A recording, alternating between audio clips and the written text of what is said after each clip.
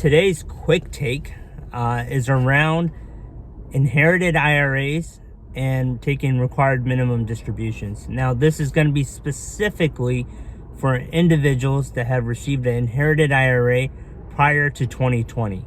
Remember, there was the Secure Act, and if somebody passes away in 2020 and you're a non-spousal beneficiary, you basically have 10 years up until December 31st of the 10th year after that individual passed away to withdraw all the funds. And typically you would take a little bit every year, or if your tax situation is different, you can take a large amount in certain years periodically, or just a large lump sum at the very end.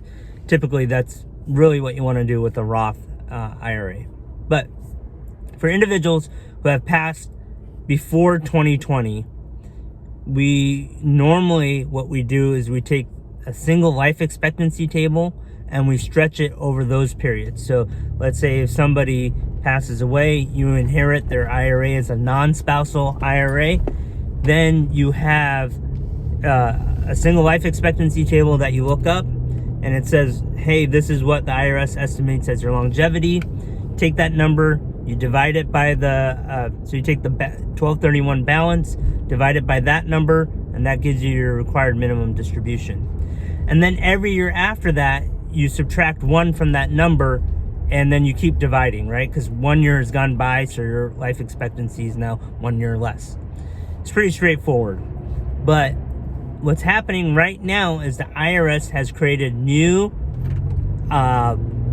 longevity tables. So the single life expectancy tables, the numbers in that table, there are new numbers in that table, essentially saying that people are going to live longer, and therefore the required minimum distribution that they need to take is not as high as what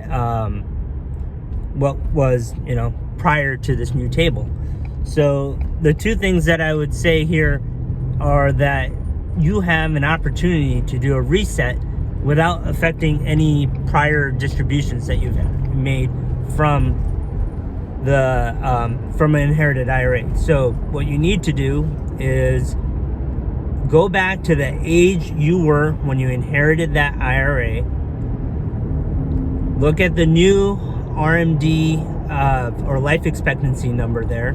So let's say it was, I'm just throwing out numbers here, but let's say before it was 55 and now it's 56, 57, 58. Let's just say 58. And then subtract the number of years it's been to get you to the present date. So let's say it's like, somebody passed away 6 years ago. So you take 58 minus 6, you get 52. And then now that's your new divider going forward, or your denominator in the equation. If you have questions about this, please feel free to reach out to us. Make sure you're doing the right calculation, and that will help you get going. And I guess the second thing I was going to say is that even though that the longevity calculator's taking your distribution down, you can always take more than the required minimum distribution. And if you need it for income, take it from the inherited IRA instead of your own IRA.